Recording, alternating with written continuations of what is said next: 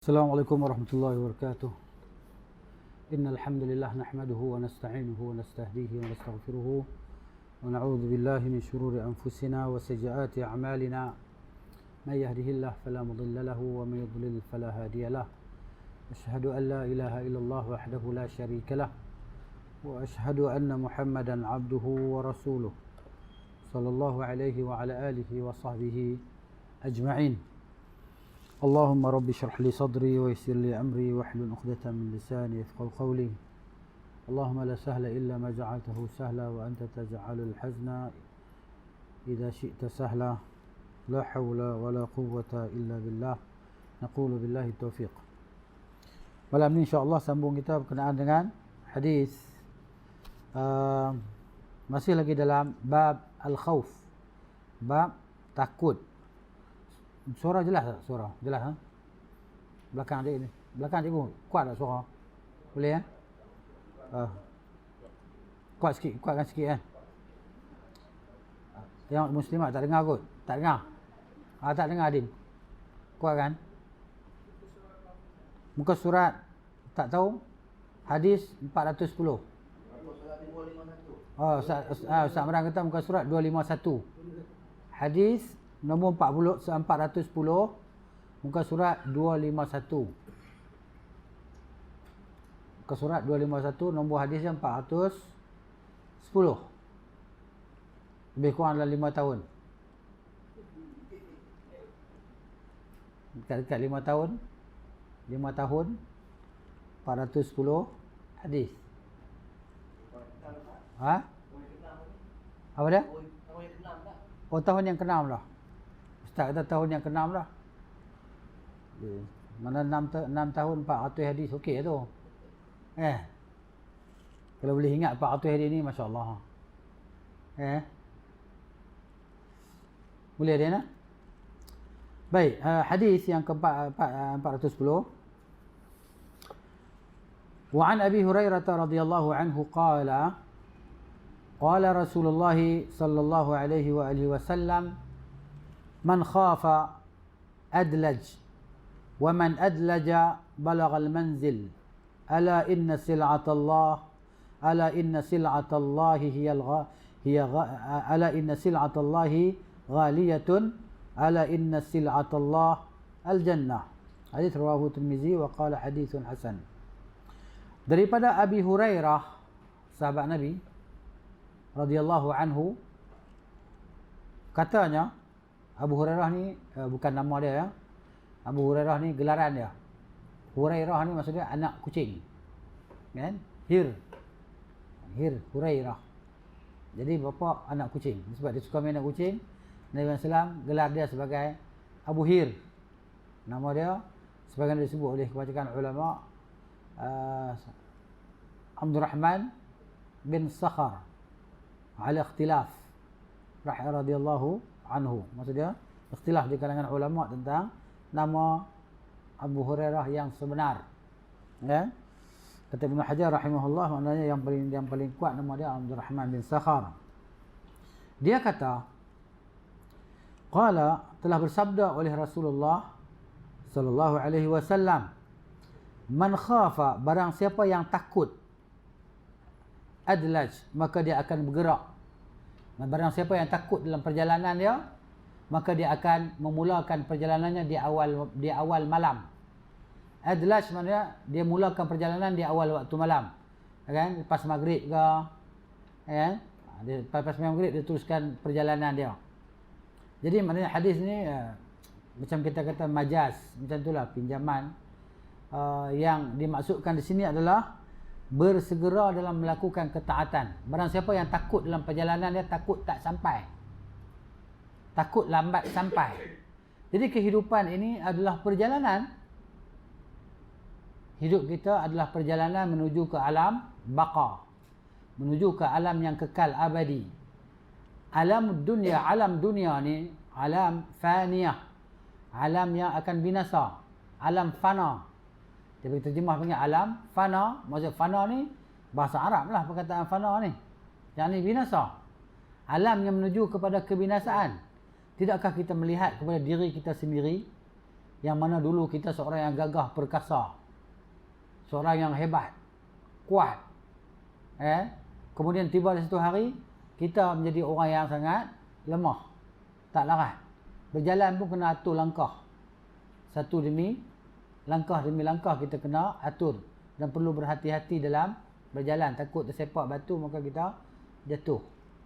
Nak tuntun bawa motosikal pun kita tak mampu nak bawa motosikal mungkin.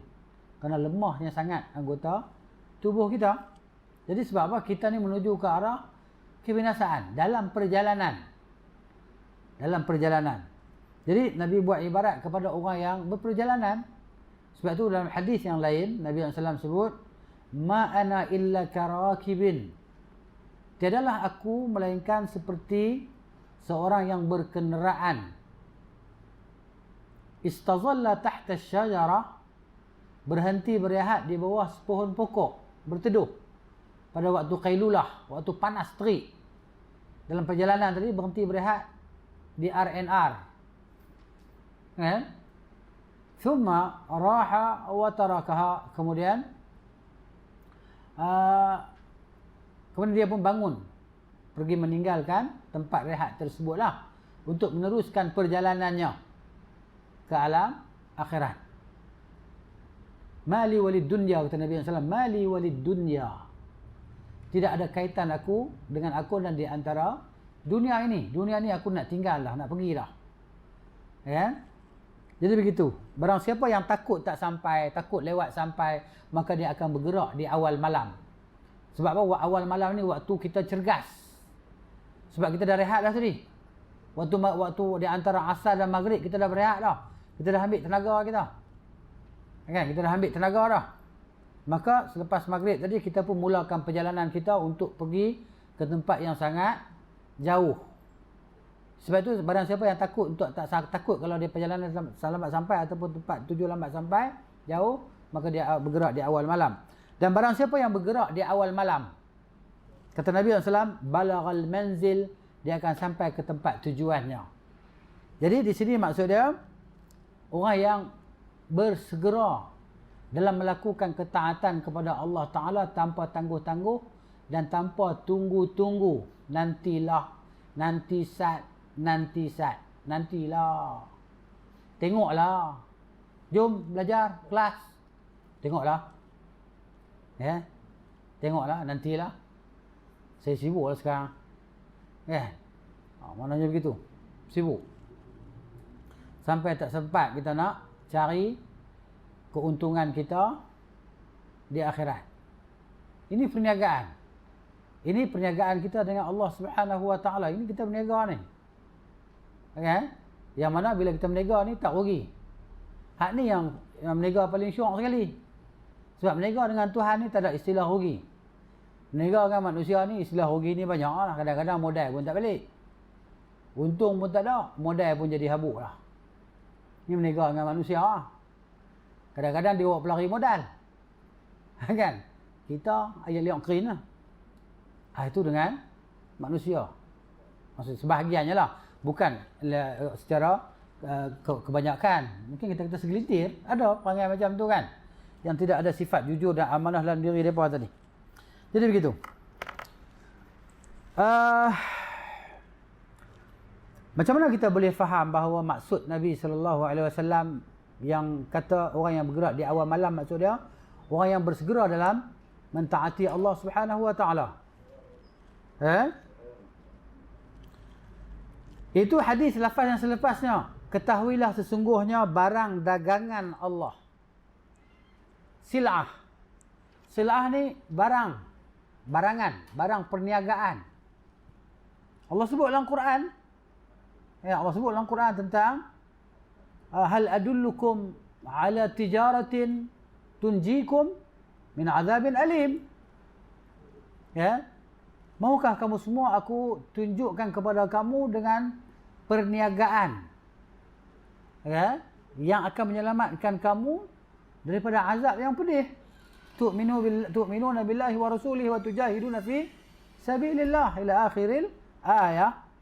Kamu beriman dengan Allah dan berjihad di jalan Allah tadi dengan harta kamu, dengan nyawa kamu. Jadi ketahuilah bahawa barang jualan Allah Ta'ala, barang dagangan Allah Ta'ala itu ghaliyatun, sangat mahal. Barang yang Allah jual tadi mahal. Apa dia? Syurga.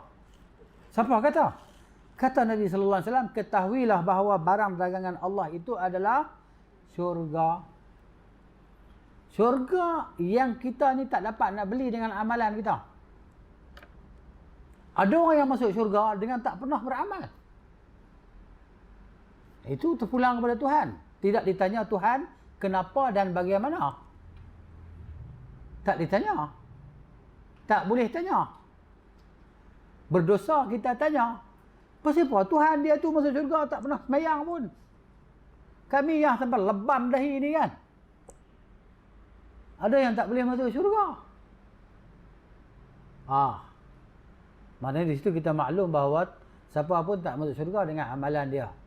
Solat dia, puasa dia, kan? Dan seterusnya.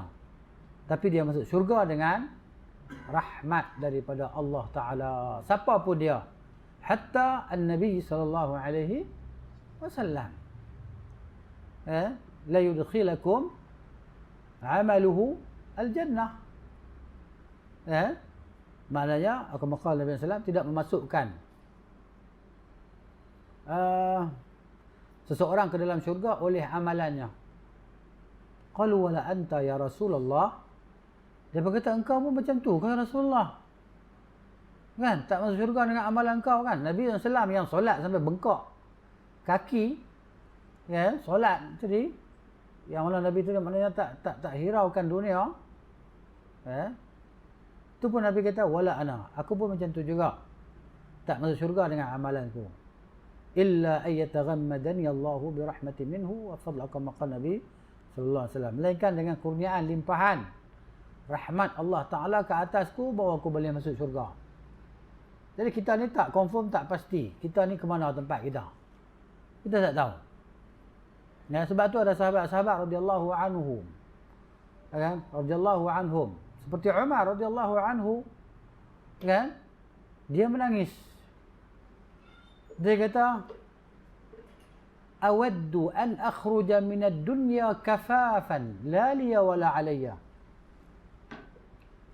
Aku sangat suka untuk keluar daripada dunia ini dalam keadaan kafaf. Kafaf ni kosong. Ni tapak tangan. Macam tu. Aku tak ada apa dan tak ada dosa dengan orang, dan aku pun tak ada apa. Maksudnya aku ni tak wujud. Sehingga dia pernah kata apa? Ya laita Umar lam talid Umar. Alakah ya laita Umar lam talid ummu Umar. Alangkah baiknya kalau ibu Umar tidak melahirkan Umar. Dia takut sampai macam tu. Ini kisah sahabat. Kenapa? Kerana mengetahui bahawa barang dagangan Allah Ta'ala sangat berharga, iaitu syurga. Ini para sahabat radhiyallahu anhum. Jadi apakah pengajaran daripada hadis yang pendek ini? Yang pertamanya, sepatutnya kita ni sebagai hamba-hamba Allah Subhanahu wa Ta'ala ambil beratlah.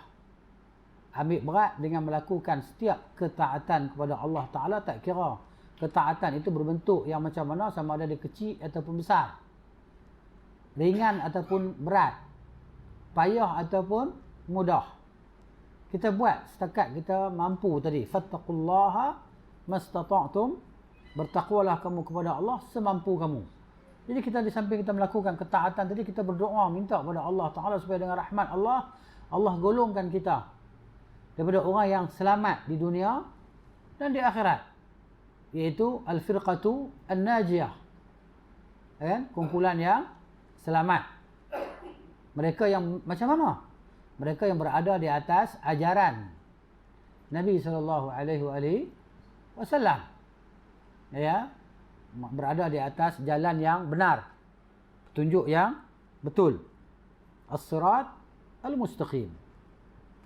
Sepatutnya maknanya selayaknya setiap orang tadi dia mengambil berat untuk mentaati kepada Allah. Jadi macam-macam lah.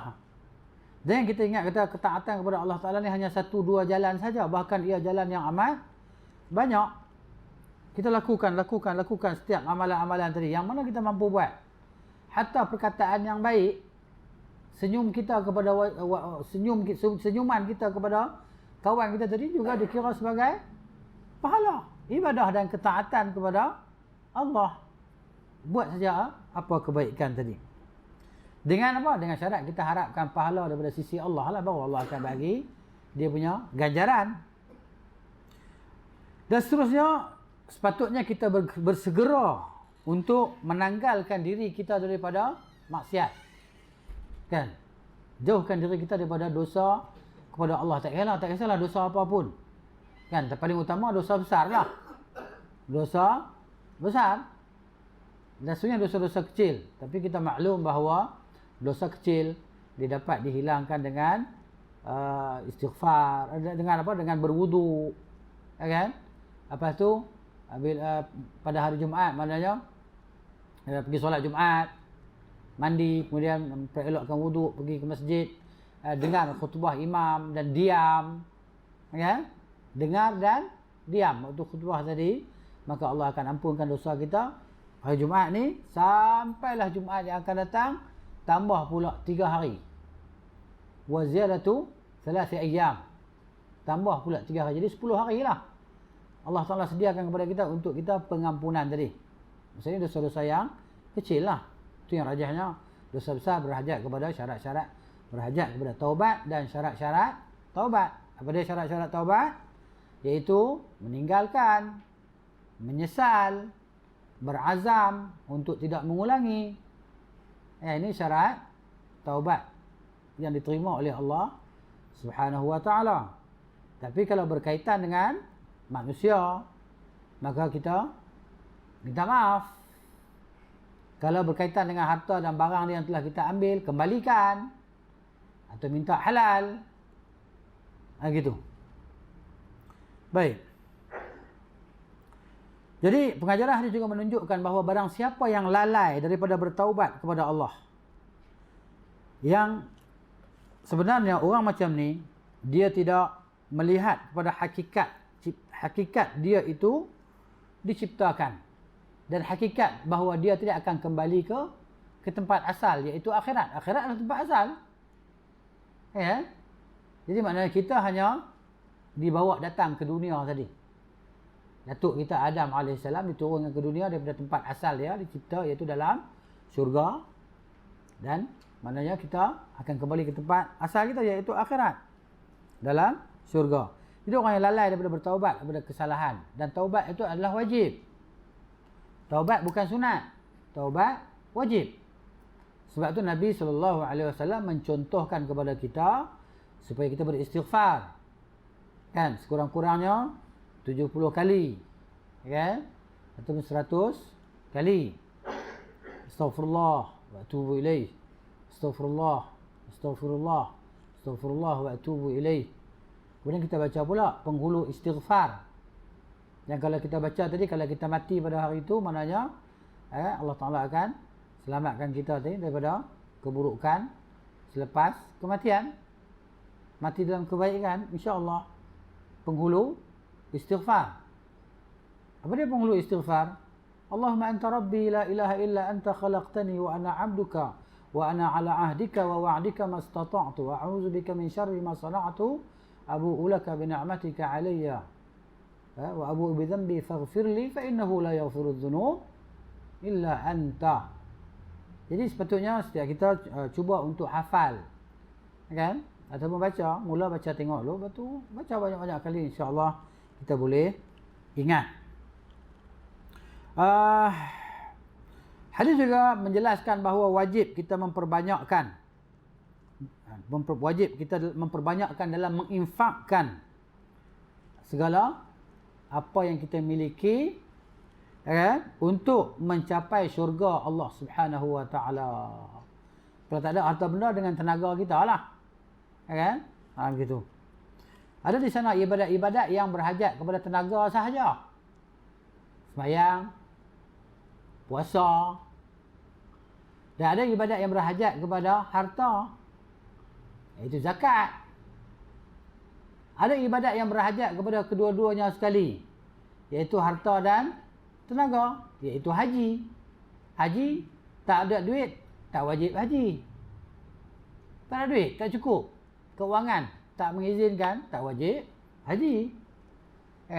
Jadi dia berhajat kepada dua. Ada duit, tapi dialisis ataupun penyakit yang kronik, duit ada, maknanya tak wajib pergi juga. Jadi begitu. Maknanya kita ni itulah dia sebagaimana yang disebut bahawa kita ni berada dalam 3 tempat kekeliruan lah. Sebagian orang dia macam kita ni kan, biasa masa kita muda kita mana ada duit, kalau duit tu duit pak kita, bukan duit kita pun, kalau banyak pun kita tak ada duit. Masa tu kita ada masa, kita ada tenaga. Mai waktu kita dah bekerja pula, kita ada duit, kita ada tenaga, tapi kita tak ada masa.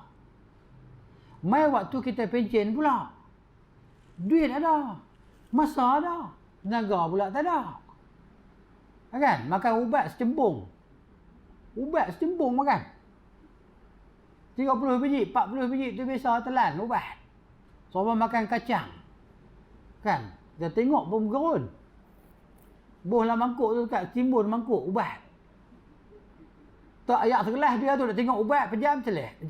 Bila nak boleh telan ubat ni? Kan? Hari-hari nak kena makan ni, doktor kata pakcik, ni ubat. Sampai bila saya nak kena makan doktor? Lagi pakcik duk ada urat nyawa. Lagi nadi duk ada, duk berdenyut. Masa tu pakcik dah kena makan telan ubat ni. Tu dia, tak ada cara lain kan. Hak ni yang saya belajar, doktor kata.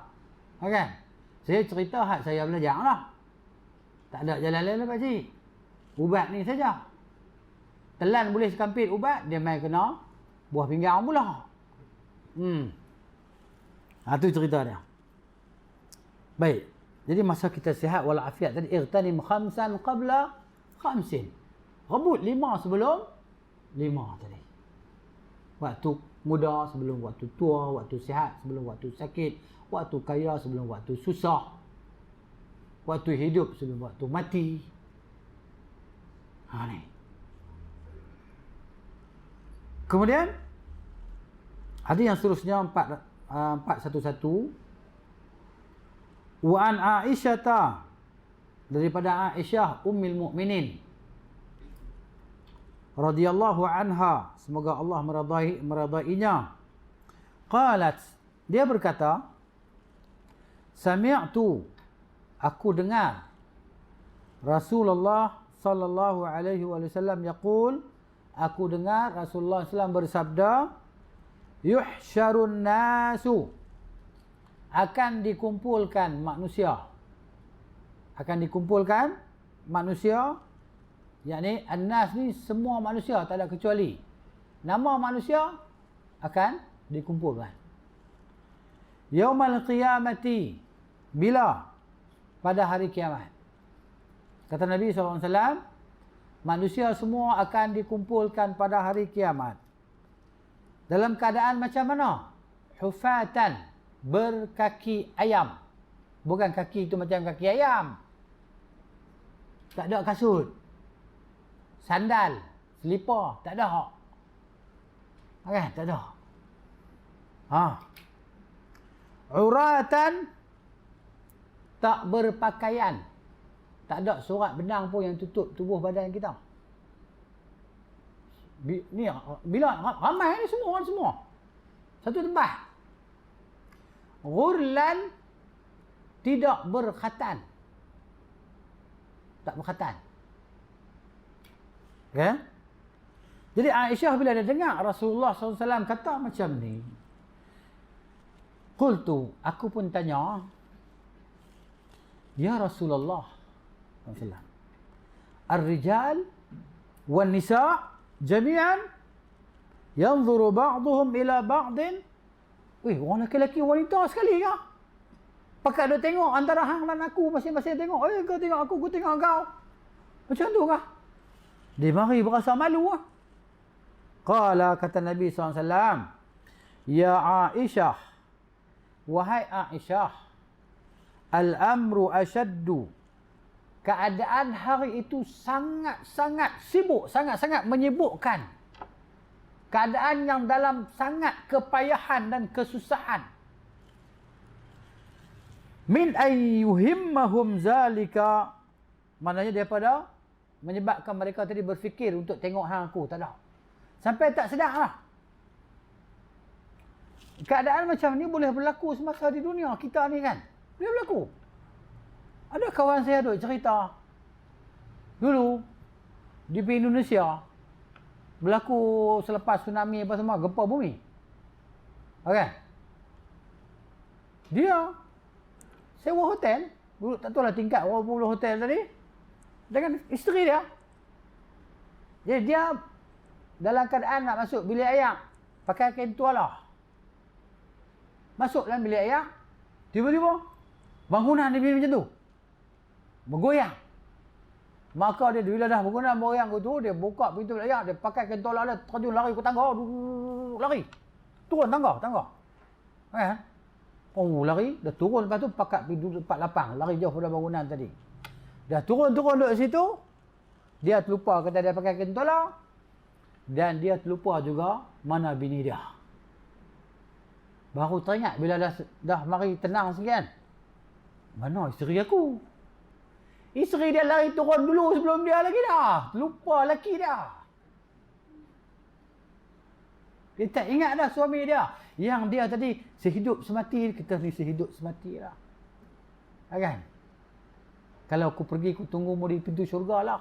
Macam-macam lah. Masa tu tak ada dah. Ni cerita dunia.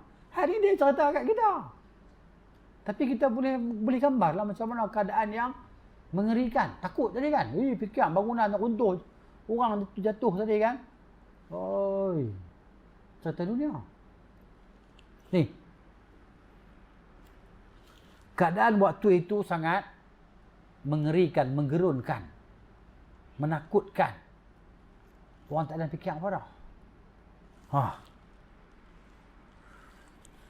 Wa fi riwayatin, la satu riwayat kata, al-amru ahammu min an yanzura ba'duhum ila ba'din. Perkara pada hari itu sangatlah berat. Sangat penting. Ya kan? Daripada untuk melihat sebahagian mereka kepada sebahagian yang lain. Hadis muttafaqun alaih. Jadi pengajaran daripada hadis daripada dia nak jelas kepada kita dahsyatnya keadaan hari kebangkitan. Yaum al-qiyamah, yaumul qiyamah, hari kebangkitan. Kan? Wa nufikha fi as-sur fa idahum qiyamun yanzurun. Dan ditiuplah sangkakala, yakni sangkakala yang kedua. Maka tiba-tiba mereka bangun tadi, melihat-lihat, tercengang-cengang, terpegun-pegun. Dalam surah Yasin Allah Ta'ala sebut. Kan? Orang kafir ni kata apa? Qalu man ba'athana min marqadina. Depa kata siapa yang bangkitkan kita daripada tempat tidur kita ni? Sebab depa tak pernah beriman dengan hari kebangkitan. Hadza ma wa'ada ar-rahman wa sadaqa al-mursalun. Inilah yang telah dijanjikan oleh Tuhan yang Maha Pemurah dan benarlah para rasul. Jadi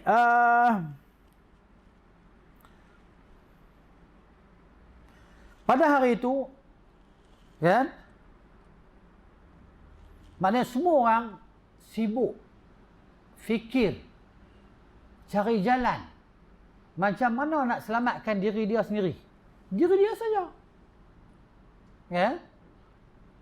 Yawaddul mujrimuna law yaftaduna yawaddul mujrimuna law yaftadun bi'adzabi yawma idzin bibani. Pada hari itu orang mujrim, orang jahat, orang kafir ni maknanya depa suka kalau dapat menebus diri mereka dengan anak-anak mereka daripada neraka. Maksudnya tebus. Serah anak-anak supaya dimasukkan dalam neraka, depa ni selamat daripada neraka. Okey. Macam tu.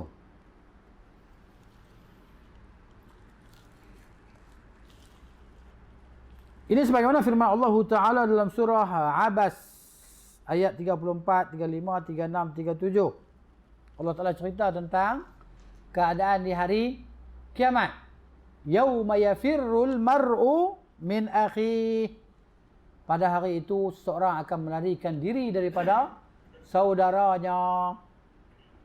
Kan? Kalau kita ada kawan baik, saudara kita rapat-rapat dunia ni kan, akhirat semua pekat lari. Lari masing-masing. Wa ummihi wa abih, dan dia akan lari daripada mak dia, lari daripada ayah dia. Begitu juga ayah dia, mak dia. Tak pedulilah pada anak-anak dia, tak pedulilah. Wa sahibatihi wa banihi, dan dia tidak pedulilah dengan isteri dia, dengan anak-anak dia. Likulli imri'in yawma idzin, likulli imri'in, dan bagi setiap orang pada hari itu, ada kalangan mereka pada hari itu, sya'nun, ada kesibukan, yughnihi, yang menyibukkan dia. Apa dia kesibukan? Kira nak selamat diri dia saja.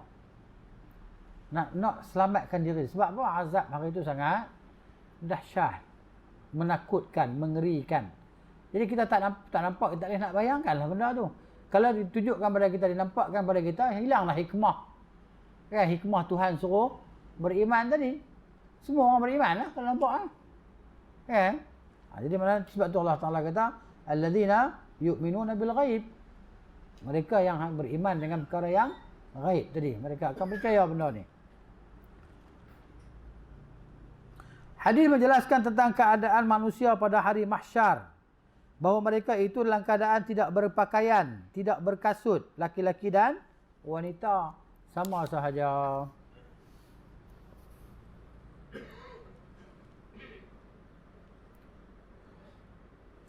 Hadis juga menjelaskan bahawa seseorang itu tidak akan melakukan maksiat, kan? Kecuali apabila dia berada dalam keadaan dia lalai. Sebab tu kita ni disuruh duduk dalam keadaan berjemaah. Duduk dalam keadaan jamaah. Sebab apa? Sebab kalau ada seorang nampak macam nak buat silap, orang lain tegur dia. Orang tahan dia. Tapi kalau dia seorang-seorang, dia buat dosa, siapa nak larang? Maka dia akan terus bergelumang dengan dosa. Sebab tu seorang dia tidak akan melakukan dosa dan maksiat melainkan dalam keadaan dia lalai dan jauh daripada perlindungan Allah. Sebab tu kita kena minta selalu supaya Allah Ta'ala lindungkan kita daripada dosa dan kesalahan. Kan? Maknanya kan doa zikir yang kita baca waktu pagi dan waktu petang tu kan, minta Allah Ta'ala lindungkan kita daripada kejahatan diri kita sendiri. Wa min syarri nafsi. Kan? Mana kita minta jauh daripada kejahatan diri kita.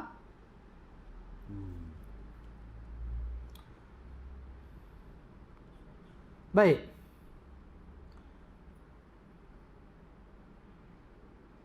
Kenapa? Karena seseorang itu apabila dia mengingati tentang kebesaran, keagungan Tuhan yang dia sembah, ya, Tuhan yang diderhakai dan ditakut tentang siksanya yang amat berat, nescaya dia tidak akan lalai daripada mengingatinya.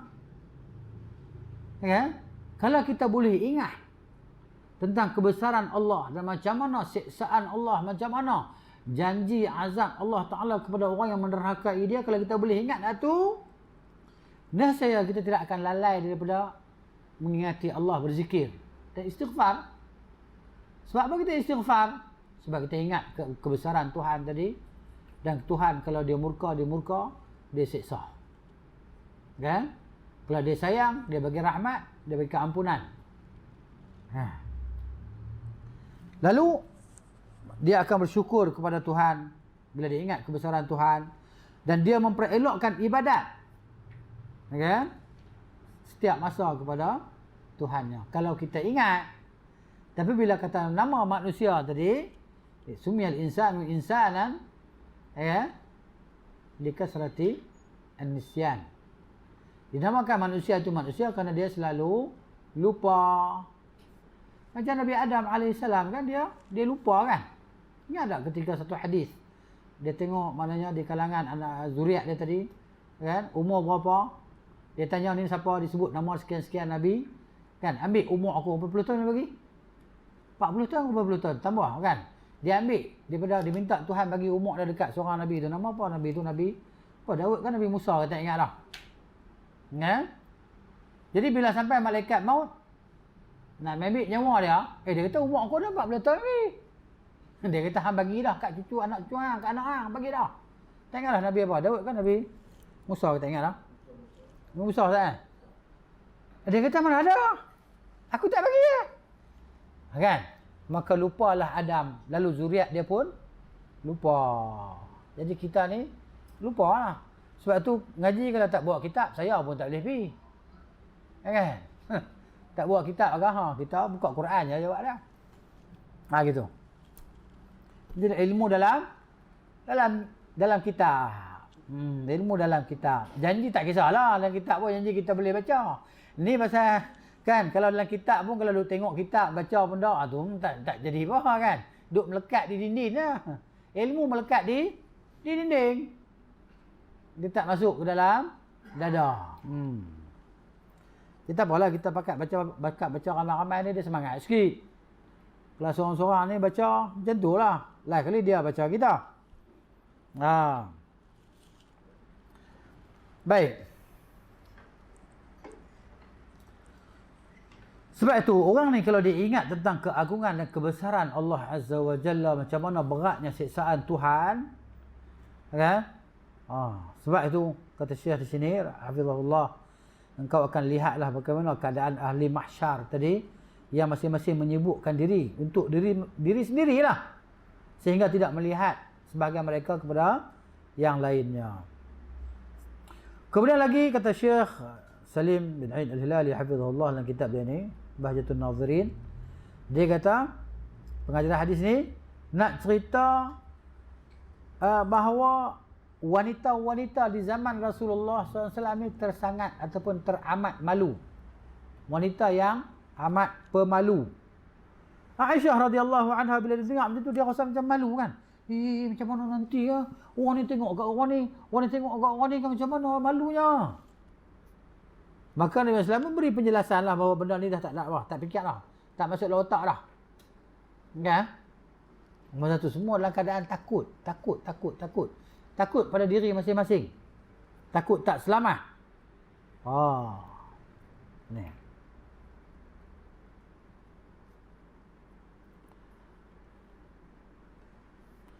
Tu nak cerita kata, di antara dalil nak cerita kata, wanita-wanita di zaman Rasulullah ni dia amat pemalu, kan?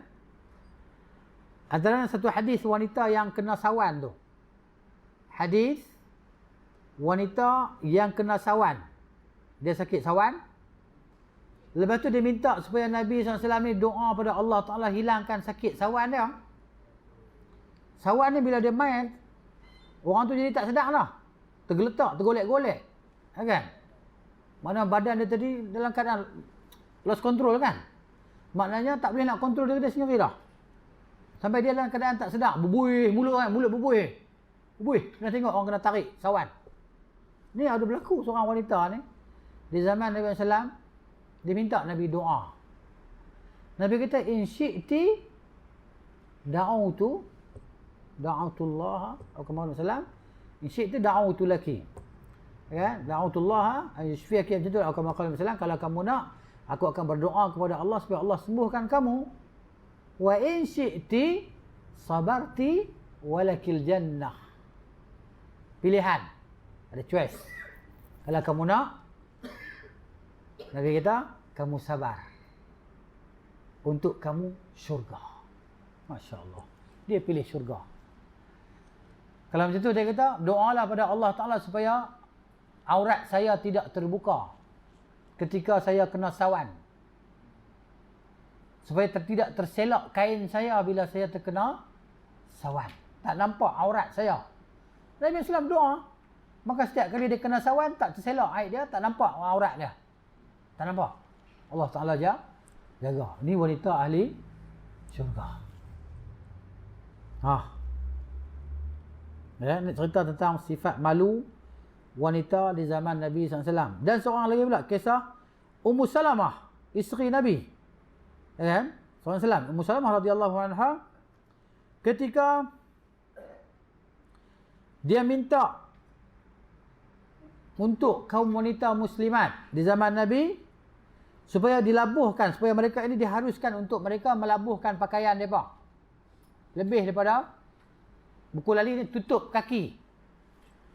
Ya, minta sejengkal lah. Minta lebih sejengkal daripada kaki mereka. Maknanya kain mereka lebih sejengkal. Ini orang wanita lah. Orang lelaki tak boleh. Orang lelaki tak boleh tutup mata kaki dia. Tidak, buta kaki. Orang lelaki sunnahnya, hak Nabi ajarnya, jangan bagi buta mata kaki. Mata kaki ni apa dia? Buku lali. Bukan dia payah. Gulung naik sikit lah sebab. Kalau tak boleh gulung, ubah gunting bawah tu. Kan? Dia sayang apa seluar tu ni panjang sangat kan?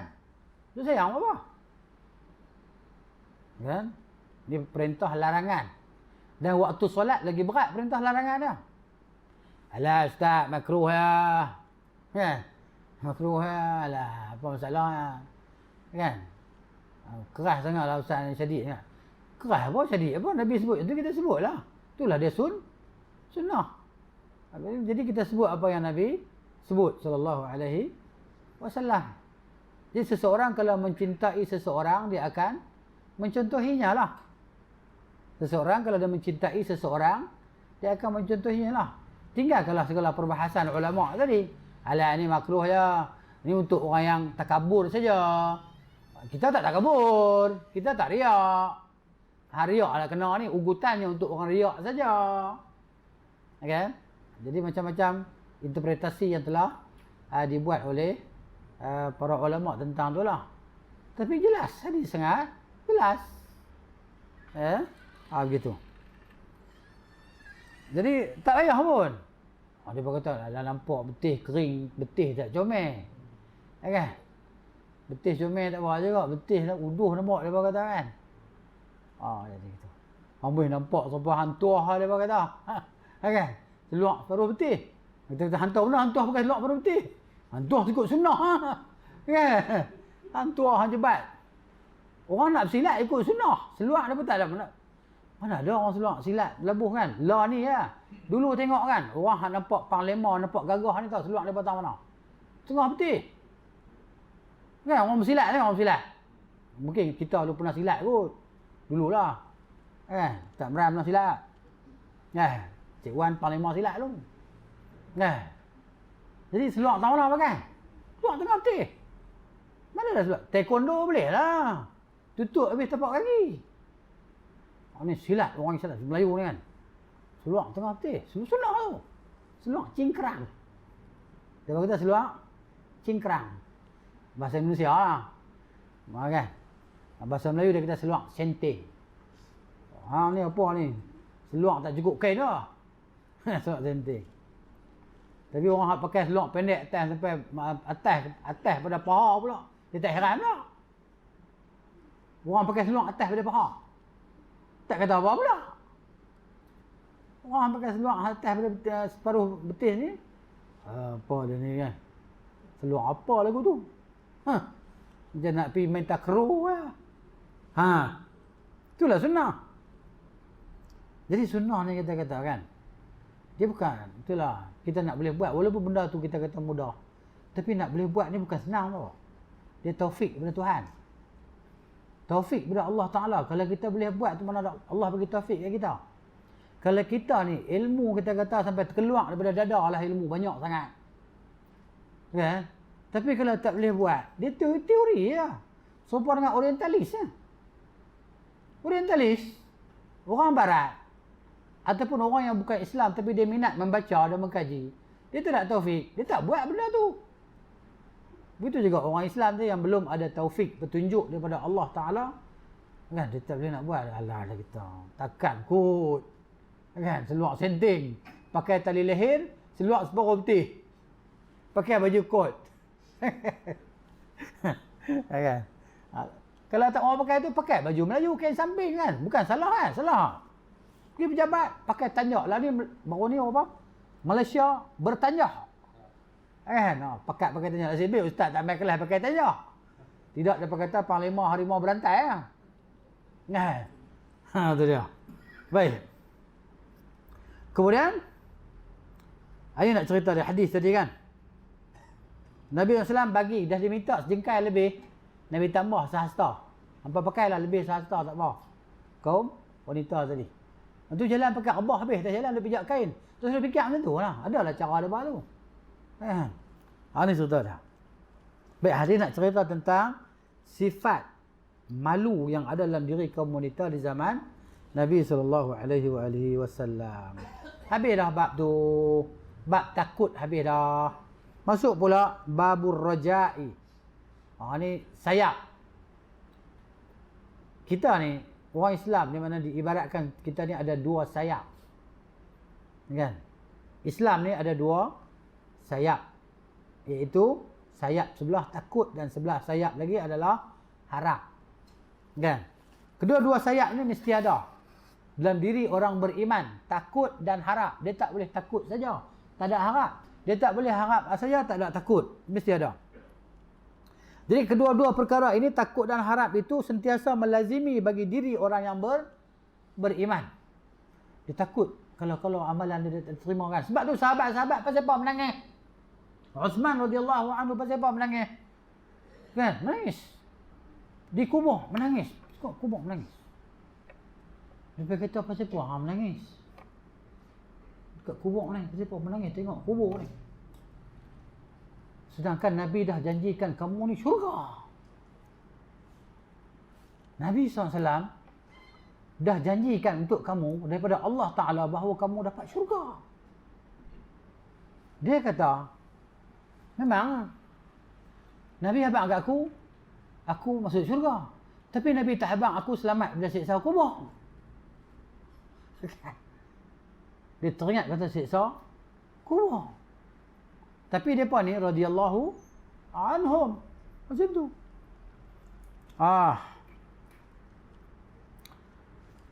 Jadi maknanya takut dan harap mesti ada dalam diri kita lah.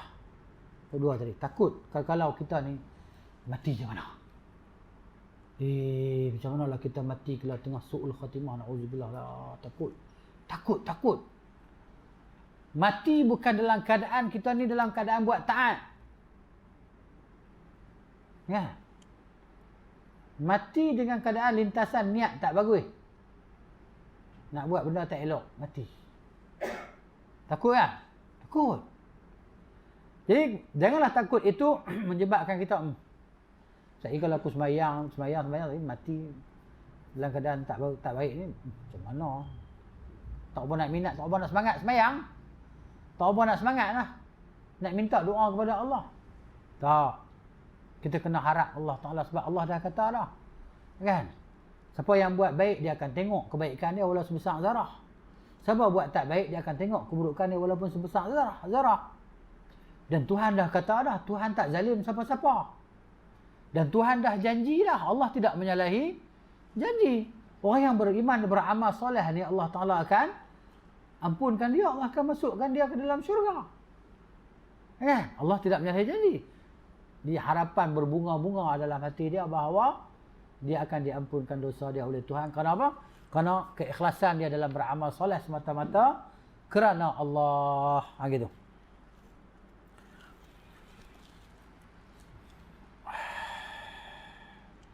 Jadi rasa harap ni dan rasa takut ni adalah dua perkara yang berlainan lah. Dan kita kena tahu bahawa perasaan takut itu dia mendahului perasaan harap. Dia mari takut dulu baru mari harap. Jadi takut itu apa dia? Maknanya pembersihan. Bila kita takut, kita bersihkan diri kita kan? Buang dosa-dosa tadi. Cabut kotoran-kotoran daripada diri kita, dosa-dosa itu kalau kita takut. Jadi harap apa dia? Harap adalah pengisian. Takut, pembersihan. Harap adalah pengisian, iaitu dengan amalan-amalan soleh. Jadi macam tu.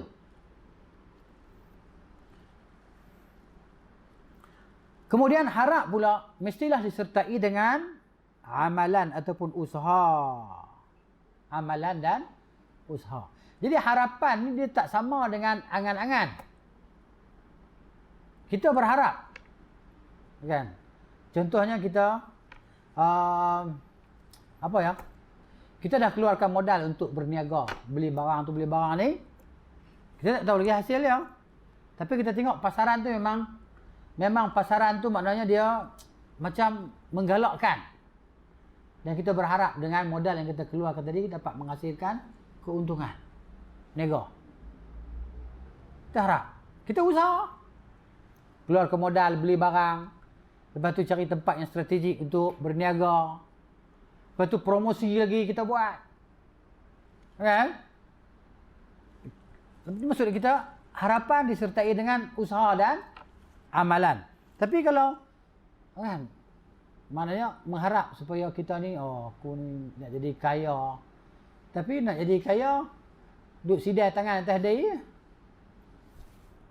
Kan? Duduk tidur tengok siling. Apa pun tak buat. Jadi macam tu, tak ada usaha. Ini bukan dipanggil harapan, dipanggil angan-angan kosong. Kan? Tak ada apa. Baik, jadi harapan itu akan mendorong seseorang ni, raja ni maksudnya, babur raja ni bab harap lah. Bab mengharap tadi. Jadi harapan itu akan mendorong seseorang untuk melakukan ketaatan kepada Allah. Sekiranya tiada harapan, maka tiadalah amalan soleh. Kenapa kita sembahyang? Kenapa kita puasa? Kenapa kita buat baik? Kenapa kita pergi ke majlis-majlis ilmu? Apa dia? Apa kehendak kita? Apa kehendak kita? Apa harapan kita? Harapan kita tentulah kita nak kebaikan daripada Allah. Iaitu pengampunan dosa. Tuhan kata, Tuhan janji ini adalah majlis pengampunan dosa. Majlis rahmat daripada Allah Ta'ala tadi kan, untuk kita. Maka datang kita daripada jauh tadi kan, Sungai Buaya ke, sungai apa ke, kan? Sungai Buloh kan, memang Sungai Buloh dah di sini pun. Jadi maknanya datang dengan harapan apa? Kita tadi diredai oleh Allah. Allah ampunkan dosa kita. Kan? Kadang-kadang kita pergi kelas pun kita bukan ingat pun apa ustaz cakap. Bukan nak kerak jari. Kan? Ustaz pun tak ingat apa dia cakap, tambah kami. Kan? Jadi kadang-kadang kita pergi kelas ni kan, mana kita nak tadi kan, kelebihan yang Tuhan bagi tadi. Apa dia di antaranya? Kelapangan jiwa, ketenangan jiwa. Saya nak tanya soalan ikhlas lah dekat kita semua. Sekarang ni, waktu ini, ada merasa sempit jiwa? Tak ada kan? Tak ada. Kita ikhlas jawab, kita tak berasa serabut kepala. Sebab tu kawan-kawan kata, serabut kepala apa orang kan? Semak kepala ni kan? Hilangkan kesemakan kepalamu itu, hadir ke majlis ilmu. Walaupun engkau meletakkan kepalamu di atas meja. Tak ada masalah apa. Ustaz bukan dia nak marah. Cuma ustaz dia tak ada peluang letak kepala atas meja ya. Cuba dia duduk depan. Dia dulu lagi dah. Kepala ambil tak atas meja tu. Kan? Dengan badan duduk sandak di kerusi. Lari beh lah orang. Gitu. Baik. Jadi harapan disertai dengan amalan. Kalau tak ada harapan, tak ada amalan soleh. Kalau kita tak mengharap, kita tak akan sembahyang. Kita tak akan puasa. Kita tak akan bersedekah. Kenapa kita bersedekah? Kerja penat-penat ni. Kerja penat-penat. Lepas tu dah duit masuk dalam peti besi kita pula. Duit masuk dalam dompet kita pula. Tiba-tiba senang je bila orang tolak tabung mayat kita, baru keluar buka dompet, tak tengok dah. Not warna apa. Biru ke, kuning ke, ungu ke, tak tengok dah. Kan? Ulang selama ya. Boh dalam tabung tadi.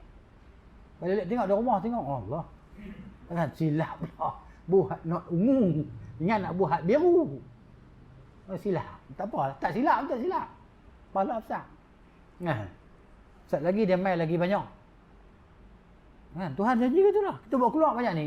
Dia mai bukan lagi sikit. Dia mai lagi banyak. Kan? Ustaz kata gitu boleh try. Try lah. Kan? Seminggu depan tak idea pun Ustaz. Maknanya Minggu depan datang kelas kan? Minggu ni datang tak? Datang. Maknanya, boleh datang kelas tu lah dia nikmat. Ramai orang tak boleh datang kelas. Nikmat. Belajar tu nikmat tau tak? Sebab tu semua orang tak dapat. Sebab nikmat dia tu, nikmat tak dirasai oleh semua orang. Duduk dalam majlis ilmu ni satu kenikmatan. Bagi orang yang, kan, Tuhan nak bagi dia jadi benda tu sebagai nikmat. Dia bukan jadi kecelakaan dan kepayahan dan keserabutan. Tak ada. Tak ada orang serabut. Duduk dalam kelas ni. Kalau serabut kat luar, dia masuk kelas, dia jadi ceria lah. Kurangnya orang yang penyakit tak boleh tidur ni. Dia boleh tidur dalam kelas. Duduk di rumah tak boleh lena. Cucu ingat. Baru nak tak kepala asap. Cucu main tarik kepala tu, cabut uban. Tuk. Kan? Korek je mata Tok Wan. Kan? Main kelas apa pun tak kacau tidur. Kan? Habis kuat kawan siku. Weh, azan dah. Azan dah tak? Okey, Alhamdulillah. Boleh lah. Malam lah. Dapat tidur sekat tu okey dah. Dalam kelas. Kan? Tapi jangan semua lah tidur. Takat seorang dua orang tu. Kan? Kita bagi toleransi lagi lah. Kan? Gilir lah bergilir. Aku tidur dulu. Aku tidur dulu lepas tu hang pula kan. Gilir. Siku kawan aku pula. Gitu. Baik. Firman Allah Ta'ala dalam surah Az-Zumar ayat 53, Ba'a'udzubillahi minasyaitanir rajim. Qul ya ibadiyalladzina asrafu ala anfusihim la taqnatu min rahmatillah. Innallaha yaghfirudz dzunuba jami'a. Katakanlah hai Muhammad sallallahu alaihi wasallam, wahai hamba-hambaku yang telah menzalimi diri mereka sendiri, janganlah kamu semua berputus asa daripada rahmat Allah. Allah larang kita ni rasa putus asa, rasa kecewa. Allah larang. Innallaha yaghfirudz dzunuba jami'a. Sesungguhnya Allah mengampunkan semua dosa. Ayat lain kata, kecuali dosa syirik lah. Kan? Di sini ayat ni kata, ayat lain sebut pula, kecuali dosa syirik.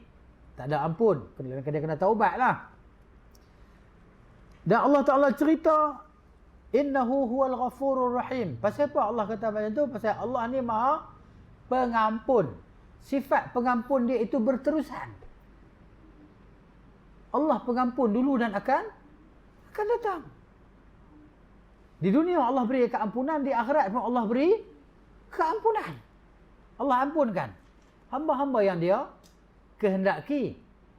Sebab itu kita ahli sunnah wal jamaah, kepercayaan dan pegangan kita bahawa orang-orang yang melakukan dosa-dosa besar daripada kalangan muslimat, bila mereka mati dalam keadaan tak sempat bertaubat, urusan mereka kembali kepada Allah Ta'ala. Kalau Allah nak, Allah ampunkan segala dosa mereka. Kalau Allah nak, Allah siksa mereka. Ikut suka Allah lah. Ya, ikut kehendak Allah Ta'ala. Jadi begitu. Kalau macam tu boleh buat dosa lah. Kalau buat dosa, tahu kan Tuhan ampunkan dosa. Bukan semua orang macam tu. Bukan semua orang macam tu. Ada orang-orang yang Allah Ta'ala dia buat macam tu kat orang tu. Dan kita pun tak tahu sebenarnya. Kita ke orang lain ke. Itu kembali kepada rahmat Tuhan yang maha luas. Kalau Allah nak, Allah siksa dia, Allah cuci. Allah cuci dia. Cuci dalam neraka. Selepas beberapa masa, kalau dia tak menyekutukan Allah, Allah akan keluarkan dia daripada neraka. Tapi masuk neraka dululah. Sakit lah.